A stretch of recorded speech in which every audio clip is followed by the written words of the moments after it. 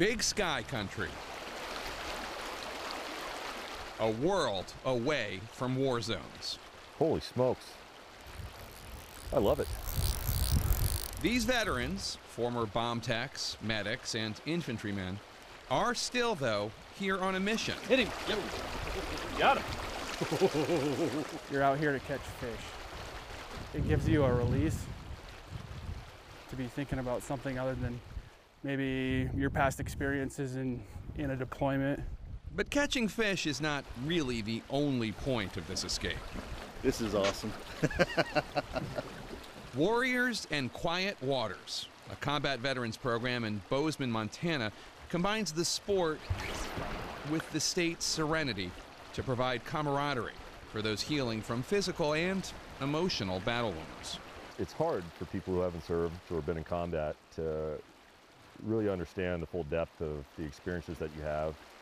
Dan McGinnis was an explosive disposal technician in the Navy. He moved to Montana a few years ago, in part to get away from crowds. But he's hardly alone. There's vets everywhere, and I think Montana draws a lot of folks out here for the solitude. More than 13% of Montana's adult residents serve their country, the second highest per capita percentage in the country.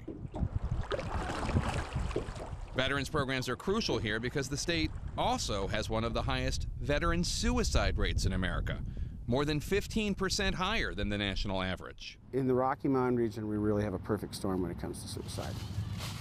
Carl Roston, the state's suicide prevention coordinator, says the isolation that initially attracts people to the region can also make it hard for them to find help.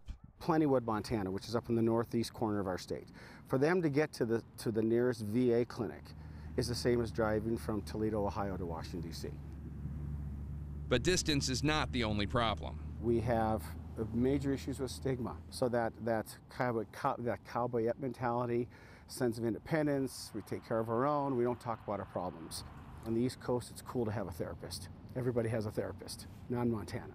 It can get really tough for guys out here or in areas that are pretty remote. Chris Bogner is a retired Marine and native Montanan. He participated in the Warriors and Quiet Waters program 5 years ago and values it so much he now works for the organization.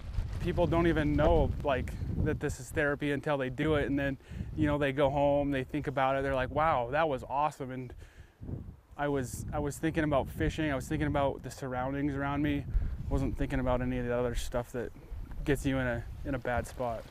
Participants have come here from 49 states, spending their days in natural beauty with a brotherhood of staff, volunteers, and new friends. Though the week-long program is not specifically aimed at suicide prevention, Executive Director Faye Nelson says it has saved lives. There has been a warrior that's told us the day he got home from his Warriors and Quiet Waters fishing experience, he sold the gun that he'd been looking at every day and contemplating using it to take his own life. And there was another warrior who participated that said they went home and tore up their suicide note that they'd already written. It's really nice for them just to be able to have a place to go to get it all out and be surrounded by a group of people that understands.